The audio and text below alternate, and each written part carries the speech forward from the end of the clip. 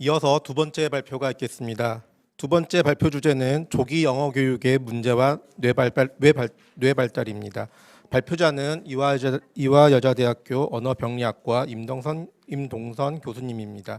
교수님은 25년간 이중 언어 아동의 언어 발달과 뇌인지 발달을 연구하고 국제적으로도 활발한 연구 및 자문 활동을 하고 계시는 이중 언어 전문가이십니다. 그럼 발표를 듣도록 하겠습니다.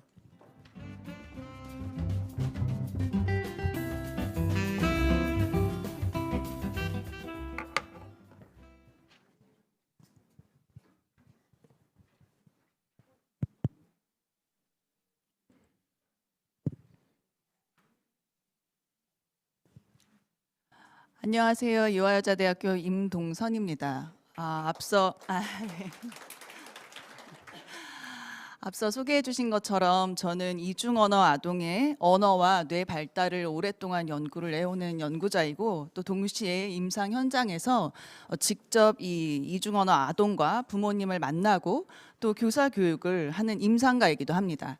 오늘 이렇게 귀한 자리에 정말 중요한 주제로 발표를 할 수 있게 해주셔서 감사드립니다. 오늘 제가 발표하는 내용으로 어떤 세상이 변하진 않겠지만 그래도 그 대한민국이 밝은 미래를 꿈꿀 수 있도록 희망하는 마음에서 발표를 준비해봤습니다. 발표를 시작하겠습니다. 다음과 같은 굉장히 간단하고 심플하면서도 별거 아닌 것 같은 이유들로 사실은 조기 영어 교육이 시작이 되고 있고, 이 믿음은 굉장히 강합니다. 강한 믿음으로 자리 잡고 있고, 마지막에 써놓은 이런 문구를 한번 읽어보면 어차피 시작해야 하는 거 일찍 시작하고 많이 하면 굉장히 잘할 거다. 그러니까 시기와 양, 그리고 proficiency, 능숙도를 의미하는 것이고요. 이 세 가지는 사실 언어와 뇌 발달에 가장 중요한 역할을 하고 있습니다. 오늘 이제 발표를 할 내용입니다. 아동은 저희가 사회적인 이제 이야기를 할 텐데, 사실 저희가 철학자가 한 말이죠. 인간은 사회적 동물이다라는 말을 저희가 수업 시간에 많이 배웠던 내용인데 사실입니다. 인간이 나 아닌 다른 사람과 의사소통을 하기 위해서, 상호작용을 하면서 의사소통을 하기 위한 수단, 즉 자신의 의도를 전달하기 위해서 언어를 활용합니다. 그런데 이 아이들을 보면 뇌가 발달하고 있을 때 보면 사실 굉장히 구어로 시작을 하고 학령기에 가면 읽기와 쓰기 활동을 하지만 그 이외에 고차원적인 활동도 언어로 합니다. 예를 들어서 비판적 사고를 한다거나 창의적 사고, 그리고 문제 해결, 이 모든 활동들은 언어로 진행을 하게 되어 있습니다. 그리고 사실은 그뿐만이 아니라 이러한 인간이 사실 아까 교수님께서 AI 신기술 얘기 많이 하셨는데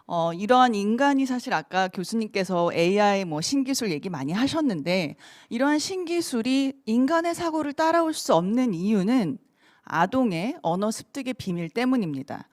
사실은 언어 발달에 중요한 요인들이 굉장히 많이 있습니다. 근데 오늘은 핵심 요약만 하는 시간이기 때문에 세 가지로 발표를 하겠습니다. 첫 번째, 아까 부모님들이 많이 말씀하신 시기, 두 번째는 양, 그리고 세 번째는 질입니다. 시기라는 건 얼마나 빨리 노출을 하느냐, 두 번째 양은 얼마나 frequency, 빈도가 높이느냐, 세 번째 이 모든 것을 어떠한 방식으로 제공하느냐입니다.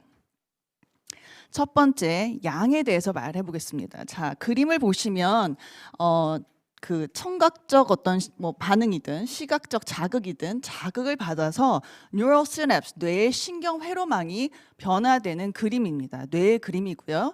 맨 왼쪽에 있는 그림이 영유아, 아주 아기가 처음 태어나자마자 보이는 뇌의 그림입니다. 거의 선이 보이지 않죠. 한 만 3세 정도 되면 많은 그 환경에서의 자극을 받으면서 뇌의 신경 회로망은 극대화하게 굉장히 수가 높아집니다. 그러니까 많은 회로망이 생기게 되고 거의 정점을 찌르게 됩니다. 그리고 나서 맨 오른쪽에 15세 아동의 뇌를 보시면 이 시냅스는 다양한 감각의 어떤 경로를 통해서 자극을 받으면서 자신이 필요하다라고 생각하는 정말 중요한 환경에서 중요한 시냅스는 남아있고 불필요한 시냅스는 잘라냅니다. 저희가 잘 아는 가지치기 현상입니다. 프루닝 이펙트라고 하고요. 그래서 사실은 자극이 많이 주어져야 어릴 때 많은 자극을 받아야 이런 프루닝 이펙트가 일어나고 뇌는 굉장히 효율적으로 변하게 됩니다. 그리고 나서 두 번째 이제 그림을 보시겠습니다. 왼쪽 그림과 오른쪽 그림은 사실 어디서 본 거냐면요. 위에서 찍은 겁니다. 아동의 뇌를 위에서 이렇게 잘라서 상상을 해보시고, 그러니까 위에서 찍은 거기 때문에 이제 여기 옆에 있는 게 귀의 모습이고요. 왼쪽의 뇌의 그림은 지금 정상, 그러니까 정상적으로 어떤 자극들을 많이 받은 아동의 뇌의 그림이고, 오른쪽 그림은 청지각적 자극을 많이 받지 못했던 아동의 뇌의 그림입니다. 그러한 두 어떤 다른 경험을 받은 아동의 뇌의 그림인데, 빨간색은 새로운 자극을 받았을 때 얼마나 많이 활성화가 되는지에 대한 그림입니다. 빨간색은 이제 막 많이 활성화가 된 거거든요. 그러면 오른쪽 그림, 그러니까 오른쪽 아동, 청지각적 자극을 많이 받지 못한 아동의 그림을 보시면 아시겠지만, 새로운 자극이 들어왔을 때 뇌의 활성화가 굉장히 잘 안 된다라는 거 보실 수 있습니다. 그렇기 때문에 앞에서 본 내용도 그렇고 뒤에서 본 그림을 보면 자극의 어떤 빈도수, 많이 자극을 받는 것은 뇌 신경 회로망에 어떤 생겨나는 것도 도움이 되고 활성화에도 도움이 됩니다. 그러니 사실 부모님들이 뭔가 많이 하면 좋다, 맞는 말이긴 합니다. 그래서 자극이 많이 들어오는 건 뭐 나쁜 건 아닙니다. 그래서 굉장히 뇌 활성화에는 좋은 것이고, 두 번째로 이제 빠르게 옮겨가면 시기입니다. 빨리 뭔가 노출하면 좋다. 자, 왼쪽의 그림은 이제 막 태어난 아기의 뇌 무게입니다. 잘 보이시나 모르겠는데 333g으로 써 있습니다. 굉장히 가벼워요. 그러다가 만 2세의 무게입니다. 뇌 무게인데 거의 3배를 찔렀습니다. 그리고 나서 물론 앞으로 계속 성장하면서 뇌의 무게는 계속 변화됩니다. 계속 무거워지겠죠. 다만 전생의 중기를 봤을 때 이 뉴본 베이비, 이제 막 태어난 아기의 뇌의 무게에서부터 만 2, 3세를 거쳐갈 때 뇌의 무게가 가장 경사가 급격하게 성장하는 때입니다. 무게가 성장한다는 말 좀 이상하지만, 무게가 많이 나간다는 뜻은 정보 처리 용량이 굉장히 많아진다는 뜻입니다. 정보 처리 용량이 많아지면 당연히 정보를 잘 처리하겠죠. 그렇기 때문에 부모님들이 자꾸 이른 시기에 뭔가를 하면 잘 될 거라는 이야기가 뇌 디벨롭먼트를 봤을 때도 틀린 말은 아닙니다. 그리고 나서 좀 놀라운 이야기가 이제 여기서 펼쳐지는데요. 이제 영유아 아동의 굉장히 놀라운 능력 중에 하나가 말소리 인지 능력입니다. 저희가 청지각적 능력이라고 하는데, 응애하고 태어나는 순간부터 시작해서 사실은 전 세계의 모든 소리를 드러낼 수 있다 하는 유니버설 리스너라고 저희가 표현을 합니다. 그런데 아까 앞에서 보셨던 뇌 회로망처럼 자신이 필요한 그 언어권에 속한 말소리를 들으면 들을수록 필요한 말소리의 어떤 시냅스는 남겨놓고 필요 없는 시냅스는 잘라냅니다. 그렇기 때문에 가운데 그래프를 보시면 약 돌 정도 되면 이 말소리의 구분 능력은 사실 영어권에서 중요한 말소리 구분 능력이었고, 일본어권에서는 필요 없는 말소리 구분이었어서 능력이 떨어지고 능력이 올라가는 현상을 보일 수 있습니다. 이것을 bound listener로 바뀌었다. 무슨 말이냐면 자신이 속한 언어권에 필요한 식으로 뇌가 변화한다는 뜻입니다. 예를 들어서 한국어에서는 F랑 V 뭐 이런 사운드는 중요하지 않죠. 뿌뿌푸 하면 되는 것이기 때문에 F와 V 사운드를 여기서 대비하면 사실 한국어권 아이들은 처음 응애하고 태어났을 때는 다 구분해낼 수 있는 universal listener였다가 만 돌 정도 되면 bound listener로 그 소리는 구분하지 못하는 이제 아동으로 되는 겁니다. 자, 두 번째로 보시면 이러한 말소리 인지 발달, 즉 청지각적 능력, 앞에서 본 슬라이드에서 당연히 산출 능력으로 바뀌어갑니다. 그래서 이러한 연구들은 많이 되어 있는데 굉장히 오래되어 있습니다. 그래서 babbling drift라고 하는데, babbling은 언제 하는 옹알이죠. 돌 전에, 아직 언어가 나오기 전에 옹알옹알하고 귀엽게 말하는 소리인데, 이러한 소리 역시 굉장히 처음에는 모든 아이들이 똑같은 소리인 것 같지만 나중에 이제 잘하다 보면 그 언어권의 어떤 말소리가 굉장히 비슷해진다라는 것입니다. 그래서 여기 보시면 1958년 여기 58년생이 굉장히 옛날에도 됐던 어떤 연구들입니다. 즉슨 이러한 연구로 대표적인 연구가 프랑스 어권의 이제 영화들 말소리, 그러니까 매블링을 들어보면 굉장히 비음이 많이 섞였다라는 것입니다. 다른 언어권에서 태어난 아기들보다. 그래서 청지각적 능력도 중요하고 말소리 산출 능력도 중요하고, 그래서 이러한 경험에 의해서 자신의 어떤 뇌가 변화된다라는 것은 사실이고, 사실 저희가 여기서 발음 이야기가 나옵니다. 그래서 어릴 때 뭔가 하면 발음이 좋아진다라는 말은 틀린 말은 아닙니다. 왜? 어릴 때 청지각적 능력이 훨씬 더 유연해져 있고, 아까 말씀드렸듯이 그 청지각적 능력이 산출을 영향을 주는 것이고, 또 여기에 제가 실어놓지 않았지만 사실 구강 구조를 적재적소에 정확하게 움직이는 능력은 절차적 학습 기제라는 것을 이제 활용하여서 진행이 되는데, 그것은 발음에 영향을 긍정적으로 줄 수밖에 없습니다. 자, 그런데 가장 중요한 이제 그 방법이 남았죠. 이러한 아동의 굉장히 어떻게 보면 천재적이고 굉장히 신비로운 뇌의 변화가 어떻게 자극을 주느냐에 따라서 발현이 될 것이냐 말 것이냐가 된다라는 것입니다. 본 연구는 워싱턴 시애틀에 있는 워싱턴 대학에서 패트리샤 쿨이라는 박사님이 이제 연구를 하셨고, 사실 저희 연구실에서도 유사한 연구가 진행되고 있습니다. 연구는 어떠한 내용이었냐면, 영유아 귀여운 아기들을 실험실에 데려다 놓고 중국인이 이제 와서 중국어를 가르치는 겁니다. 그러니까 제2 언어를 이제 노출시키는 거고, 집단은 3개로 나눴습니다. 맨 왼쪽에 있는 그러니까 사진을 보시면, 그러니까 집단 A인데 진짜 중국인이 와서 이제 그냥 정말 상호작용을 한 겁니다. 상호작용이라 하면 책도 읽어주고 장난감고 놀고 재밌게 이제 유치원처럼 이제 즐겁게 활동을 한 겁니다. 그것을 그대로 비디오 촬영을 해서 큰 테레비를 앞에 놓고 B 집단이 진행됩니다. 그러니 그 영화들은 그걸 보는 거죠. 그 영상을 이제 보는 겁니다. 그다음 나머지 집단은 오디오 녹음을 해서 이제 이렇게 헤드폰으로 듣는 집단, 3집단을 나눴습니다. 이 3집단에서 파인딩은 어떻게 됐냐면, A 집단만이 그 제2 언어를 배울 수 있었습니다. 그래서 저희가 이러한 아동의 뇌를 social brain이라고 합니다. 사회적 언어, brain인데 뇌인데, 타인과의 상호작용에서 아까 제가 첫 슬라이드에서 발표를 했는데, 상호작용을 할 때 언어를 수단으로 쓸 때만 그 천재적인 신비로운 뇌가 발현이 된다라는 것입니다. 언어를 목표로 하는 순간 언어는 useless, 정말 필요 없는 것이고 뇌도 활성화가 되지 않는다는 것입니다. 그래서 이거 언어가 이제 수단으로 활용이 돼야 된다라는 굉장히 중요한 오늘 첫 번째 발표에서 이제 테이크홈 메시지고, 두 번째 이제 이야기를 해보려고 합니다. 두 번째에서 가장 또 중요한 피처는 학습과 습득의 차이입니다. 저희가 이제 학습과 습득의 차이는 어떤 식으로 설명을 하냐면, 암묵적 학습이 있죠. 암묵적 학습이라 하면 아동이 자신이 무엇을 배우고 있는지도 모르는 상황인데도 불구하고 학습을 하고 있는 상황입니다. 그래서 저희가 언어 습득이라고 표현을 합니다. 어릴 때 배우는 거를. 그리고 나서는 명시적 학습이 있습니다. 명시적 학습은 자신이 무엇을 배우고 있는지 정확히 알고 있는 상황을 말씀을 드리는 거예요.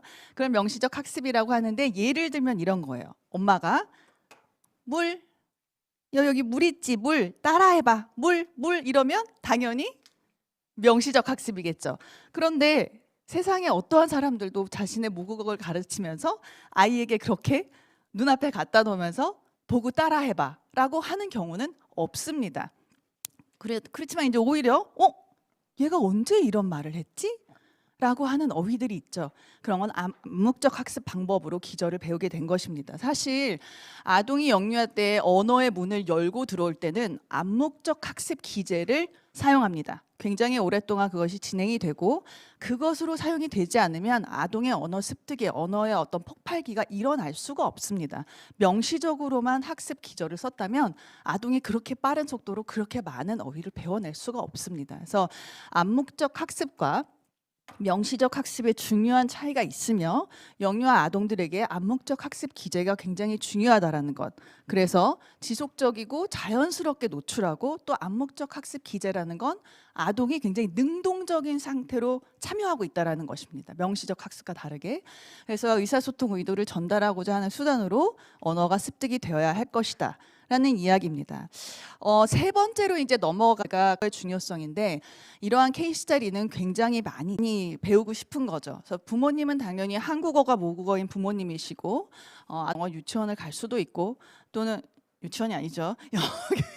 영어 학원이 갈 수도 있고 뭐 집안에서 이제 같이 뭐 테레비도 보면서 뭐 많이 영어를 노출한 가정입니다. 이러한 가정은 사실 저희가 연구소에 있다 보면 굉장히 많이 오십니다. 그런데 결국 평가를 하면 영어가 표현이 불가능합니다. 이중 언어라고 리퍼가 됐지만 사실은 이중 언어가 아니죠. 레이블링만 가능한 상태입니다. 그 레이블링이라는 건 명명하기, 즉 색깔의 이름을 얘기한다거나 숫자의 뭐 1, 2, 3 뭐 이런 거죠. 1, 2, 3 할 거면 저도 중국어는 할 수 있습니다. 근데 사실 명명하기를 뭐 숫자 이름대기와 뭐 색깔 이름대기로 언어를 구사한다라고 저희가 표현하진 않습니다. 그죠? 그렇기 때문에 본 아동은 영어로 표현하는 건 다 상황이 많이 발견이 되고 사실 이러한 케이스는 수도 없이 많이 봤습니다. 그래서 의사소통 개시 및 주제 유지에 대한 언어 치료가 필요하다 이런 아동들이 많이 생겨나고 있습니다. 그래서 제가 세 번째 강조하고 싶은 연구의 어떤 얘기는 모국어에 관련한 이야기입니다. 본 연구는 아주 간단한 연구입니다. 만 5세랑 이제 초등학생이랑 대학생을 비교해서 과연 정말 어린아이들이 외국어를 배우는 게 잘하냐, 대학생들보다. 대부분의 부모님께 여쭤보면 이 연구 결과 전에 뭐라고 말씀을 하셨냐면 네, 당연히 아이들이 이길 것입니다. 성인이 지고 아이가 더 잘할 것입니다 라고 말을 합니다. 그런데 물론 이 학습의 연구 방법은 조금 달랐긴 했습니다. 왜냐하면 단기적으로 진행을 했고 두 번째는 굉장히 명시적 학습 어떤 방법을 사용했기 때문에 어린 아동에게는 굉장히 불리한 상황이었죠. 하지만 결과적으로 대학생이 이겼습니다. 무슨 말이냐면 중국어를 배우는 시점에서 대학생이 훨씬 잘했다라는 것입니다. 그 짧은 기간 동안에. 그래서 여기서 이제 알 수 있는 내용은 어떤 것이냐면 사실 제가 많은 이중언어 이야기를 할 때 트랜스퍼 이펙트를 얘기를 합니다. 전이 효과. 즉 모국어로 사고를 할 수 있을 만큼, 있는 만큼 생각할 수 있고 구사할 수 있는 만큼 제2 언어에도 전이 효과가 생깁니다. 뭐 영어를 액티베이션 하는 뇌가 오른쪽에 따로 있고 뭐 한국어를 액티베이션 한 뇌가 따로 있지 않습니다. 뇌는 다 같이 한꺼번에 다 같이 움직이고 마지막에 전전두엽이 execution, 실행 집행을 하죠. 그래서 전전두엽이 굉장히 중요한 기능인데 성인이 되면서 대학생이 되기까지 전전두엽의 기능은 계속 발달합니다. adolescent, 그 청소년기까지 쭉 발달하는 마지막까지 발달하는 영역이 prefrontal lobe고 그것을 전전두엽이라고 기능이라고 하고 그 전전두엽 기능에는 인지적 기능의 어떤 유연성도 있고 작업 기억도 있고 억제 기능도 있고 다양한 기능들이 있습니다. 그래서 이러한 능력들은 언어와도 정적 관계를 맺고 연령과도 정적 관계를 맺기 때문에 사실 대학생 때 배운 그 능력도 과연 나쁘지 않다. 이제 이런 얘기를 드리고 싶고 결국 빠르게 이제 진행을 했는데 오늘 이제 드리고 싶었던 말씀은 세 가지였습니다. 첫 번째, 아동의 언어 습득 능력, 인지의 어떤 이런 발달은 굉장히 놀라운 능력을 갖고 있다. 그러나 그 놀라운 능력이 발현이 되려면 그 방법이 굉장히 중요하다. 어떻게 제시가 되는가? 1번 아까 상호작용적 상태여야 되고 언어를 목표로 두지 않은 채 수단으로 활용이 됐을 때만 가능했다. 2번 암묵적 학습과 명시적 학습을 말씀드렸습니다. 그래서 굉장히 그 배우고자 하는 아동이죠. 아동이 굉장히 능동적인 참여자로 임하고 암묵적 학습 기제가 굉장히 중요하다. 어린 나이에는. 세 번째는 모국어의 중요성에 대해서 말씀드렸습니다. 사실 저는 이중언어를 이제 오랫동안 해왔고 뭐 외국에서도 굉장히 오래 하고 뭐 여러 가지를 하다 보니까 조기 영어 교육에 대해서 무조건적으로 부정하고 무조건적으로 뭔가 근절시켜야 하는 대상으로 바라보고 싶진 않습니다. 다만 과연 이 아동을 위해서 가장 좋은 방법, 최적화된 방법, 좋은 환경이 과연 무엇일까를 고민해 보는 시간이 되어야 된다고 생각을 합니다. 짧게 저는 한번 제시를 해봤는데요. 항상 두 가지 방법이 중요하다고 생각합니다.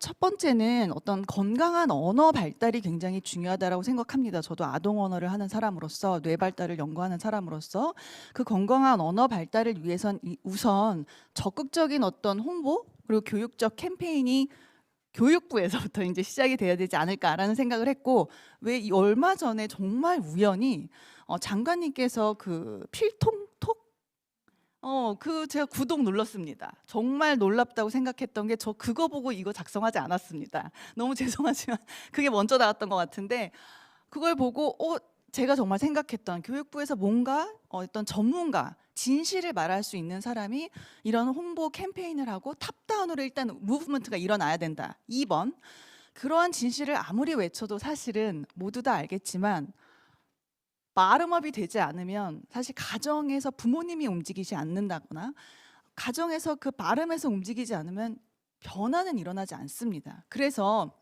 현장에서 선생님들, 교사 교육과 부모 교육을 어떻게 보면 현장에서 직접 만날 수 있는 사람들을 교육적으로 뭔가 전략을 수립해야 되지 않을까 해서 투웨이로 탑다운과 바텀업이 진행이 돼서 체계적인 접근이 진행이 돼야 된다라고 생각을 하고, 그래서 저희 아동들이 국제 역량을 갖춘 또 자원이 건강하게 사회 구성원으로 임할 수 있도록 실천되어야 한다고 생각합니다.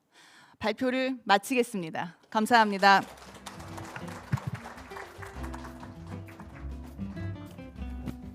네, 발표 감사드립니다. 제가 두 번째 질문은 임동선 교수님께 좀 드리고 싶은데요. 유아의 바람직한 뇌발달을 위해서 이 유아 시기에 우리가 꼭 해야 할 일은 무엇인지, 또 반대로 해서는 안 되는 일은 무엇인지 질문을 드리고 싶습니다.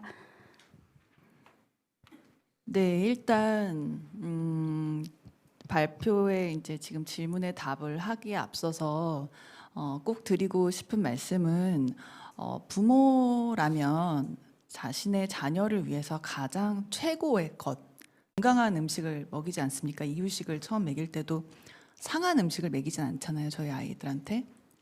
그래서 지금 뇌발달 말씀을 하셔서 지금 제가 서두를 연 건데, 아동의 뇌발달에 가장 중요한 것은 모국어입니다. 그래서 부모가 가장 잘하는 것, 가장 좋은 언어로 일단 인풋을 넣어야 되는데, 그것은 자신이 가장 잘하는 언어입니다. 아까 면도 제일 좋은 면을 입히고 음식도 제일 건강한 음식을 먹이듯이, 건강한 뇌가 잘 발달하려면 자신이 부모가 가장 잘하고 있는 언어로 인풋을 먹여야 됩니다. 근데 아까 사실 교수님들이 이제 말씀하신 것 중에 제가 이걸 너무 날 것으로 표현을 하면 멋지게 뇌발달이지 어머님 아버님들이 원하시는 똑똑한 뇌입니다. 우리 아동들이 정말 똑똑하게 클 수 있는 방법이고, 그 똑똑하게 클 수 있는 방법의 첫 번째가 방금 언어를 말씀드렸지만, 언어가 그냥 갑자기 생겨난 건 아닙니다. 기본적인 인지 능력이 있고요. 이 인지 능력엔 비언어적 인지 능력을 말씀드린 거고요. 그뿐만이 아니라 소근육 운동, 저희 실험실에서도 팔목에 이렇게 미딩 끼는 거, 이제 구슬 깨기, 그런 거 속도도 측정하고 합니다. 그런 능력과 언어 능력과 굉장히 정적 상관관계가 높이 맺히고 있고요. 그뿐만이 아니라 음악 읽으면서 질문만 하고 이런 책 읽기가 아니라 상호작용적 책 읽기를 통해서 그 안에서 모든 어떠한 다양한 인지 활동과 또 추론적, 비판적 사고, 다양한 걸 배우는데, 이런 게 그냥 또 책에 나오는 좋은 말이 아니라 또 날 것으로 표현해 보면 부모님이 원하시는 시험을 잘 볼 수 있는 기술입니다. 왜냐하면 구어 단계에서 어릴 때 하는 행위들이거든요. 아기가 돌만 돼도 돌도 아니에요. 돌 전부터도 저는 책을 함께 읽었던 것 같은데, 그러한 활동을 하면서 그 안에서 사실적 질문, 추론적 질문, 비판적 질문 다 나오고요. 그 안에서 수많은 어휘가 나오고 수많은 사고가 확장이 됩니다. 그리고 나서 학년기에 올라가서 스스로 그 모든 했던 풍부한 활동을 베이스로 스스로 읽기를 통해서 스스로 문제 해결을 하는 거죠. 사실은 그 모든 사고들은 어떻게 보면 학령 전개에 끝난 거예요. 그래서 그 부분은 굉장히 부모님들이 많이 해주실 수 있는 영역이라고 생각하고, 가장 잘할 수 있는 영역이라고 생각을 합니다. 그것이 제 생각에는 해야 되는 영역이라고 생각하고요. 하지 않아야 되는 영역은 그 반대를 하면 안 되겠죠. 잡아놓고 너무 명시적으로 한다거나 수동적인 학습 형태를 띈다거나 저희 모두가 아는 내용이라고 생각을 합니다. 지금 앞에서 발표하신 거에서 유아 영어 교육의 이제 문제점들을 상당히 지적을 해주셨는데요. 부모님들은 또 시키고 싶을 것 같기도 해요. 그래서 정말 부득이하게 이제 유아기의 영어 교육을 하고자 한다면 할 수 있는 범위, 그다음에 방법은 어떤 것이 있을지 이야기를 듣고 싶습니다. 우선 무조건 지금 하고 있는 어떤 방법이 다 모든 기관이 나쁘다라고 저는 사실 말씀을 드릴 수 없어요. 성격상 다 제가 눈 뜨고 똑똑똑해서 보지 않는 이상은 하지만 아까 발표에도 말씀을 드렸듯이 아무래도 언어가 그러니까 영어라는 그 언어도 영어도 언어잖아요. 근데 그것이 수단으로 지금 활용이 되지 않고 목표로 지금 사용이 된다라면 그건 잘못된 어떤 교육입니다. 언어를 아까 아동 얘기를 했지만 암묵적 학습 상태 또는 능동적인 자세로 배웠을 때만이 아동이 굉장히 그걸 효율적으로 발현을 할 수 있고 그 놀라운 정말 신비로운 능력도 발현이 되는데 그런 방법이 아니라 영어라는 그 언어 자체가 배워야 하는 학습해야 되는 어떤 목표가 되는 순간 아동의 그런 놀라운 능력들은 사라지게 됩니다. 굉장히 덜 효율적으로 되게 되겠죠. 그래서 그러한 좀 방법은 좀 피해야 되지 않을까라는 생각이 들고 하지만 국외에서는 굉장히 많은 이 몰입형, immersion school이라고 저희가 표현을 하는데 몰입형 이중언어 그 교육이 많이 진행되고 있습니다. 크게 두 가지로 나뉘어져 있는데요.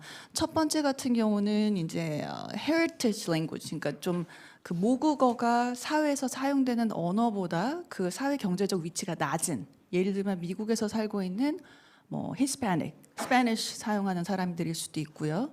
그런 사람들이 자신의 언어를 지키고자 그 학교를 보냅니다.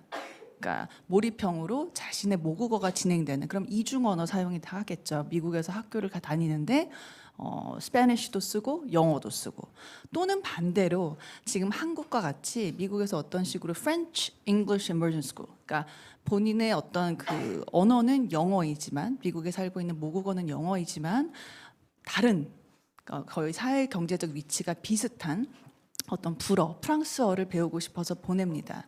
그런데 거기서 배움이 어떤 진행될 때는 언어가 목표가 아니라 수단이 되겠죠. 친구들이랑 함께 대화를 나누고 내가 쟤랑 놀려면 말을 해야 돼요. 말을 하고 놀아야 되고 또 선생님한테 가서 무슨 얘기를 하고 싶으면 또 그 언어를 써야 되고 그래서 굉장히 몰입형으로 진행이 되고 자연스럽게 진행이 된다라는 뭐 과자를 더 먹고 싶으면 뭐 더 주세요. 또는 영어로 more please 이런 식으로 어떻게든 수단을 써야 되기 때문에 그 언어가 발현이 될 수밖에 없습니다. 굉장히 자연스러운 데서. 그리고 여기서 잊지 말아야 할 것은 연령에 맞는 아동의 발달에 맞는 유아 교육이 이루어져야 된다는 것이죠. 그게 간과된 상태에서 언어만을 강조하는 어떤 학습 형태는 절대 안 된다고 생각을 합니다. 네, 임동선 교수님께서는 발표에서 말씀해 주신 것처럼 이 언어가 수단이 아닌 목표가 되는 순간 아이들의 그런 능력은 좀 사라지고 학습하기가 어렵다라는 말씀을 중심으로 말씀을 주셨어요. 근데 우리나라 환경에서는 그렇게 하기가 상당히 어렵기 때문에 아마 대부분은 어렵지 않나라는 생각이 좀 드는데요.